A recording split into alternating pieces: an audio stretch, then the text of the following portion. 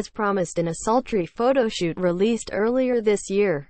The Crown's second season dives headlong into the intense relationship between Princess Margaret, played by Vanessa Kirby, and Antony Armstrong-Jones.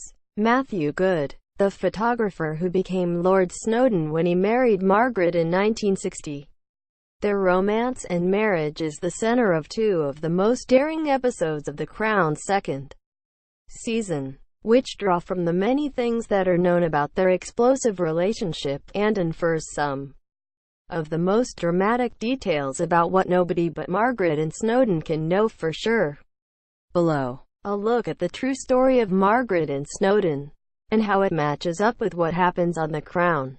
And for a much more comprehensive recounting of their relationship, read this excerpt from Anne de Courcy's 2008 book Snowdon, the biography, which will be cited extensively below. But first, Billy Wallace. When Margaret first rejoins the action in The Crown's second season, having essentially sat out the first 3 episodes, she's a stone-faced guest at a wedding, still single, and telling her friend Billy Wallace, "No one wants to take me on." Apparently, quote, he then pulls out a spur-of-the-moment proposal, arguing that, as her old faithful, he would be a sensible, if not entirely romantic, husband. In real life, Wallace was in fact one of Margaret's favorite escorts, as described by de Courcy. In a 2002 piece for The Telegraph, Andrew Alderson wrote that Margaret decided to marry Wallace because it was better to marry somebody one at least liked. Quote, their engagement ended not with the drunken duel depicted on The Crown, but with a brief affair he had on a trip to the Bahamas. It also happened a year before Margaret and Armstrong-Jones began seeing each other in 1958.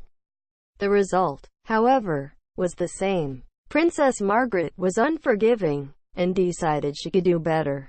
How they met. As depicted in both seasons of The Crown, Margaret was an active fixture in London's high-class social scene, which makes it easy to believe she asked her lady-in-waiting, Elizabeth Cavendish, to introduce her to anyone but a man who breeds horses, owns land, or knows my mother. Quote, Antony Armstrong-Jones fit the description, but by the time he and Margaret began spending time together in the spring of 1958, he was already acquainted with the royal family.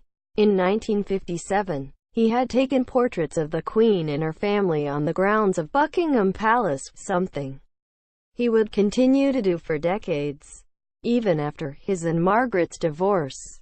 So while the dinner party meet-cute depicted on The Crown is fairly close to reality, his relationship with the royal family had already begun. The portrait of Margaret, the 4th episode of The Crown's second season, ends with a stunning image of Princess Margaret, a portrait taken by Armstrong-Jones in which she appears to be naked, and which she, in a fit of rebelliousness, sent to the Times of London to be splashed across the country. The photograph on The Crown is a faithful recreation of one of the most famous portraits of Princess Margaret, but there's a catch.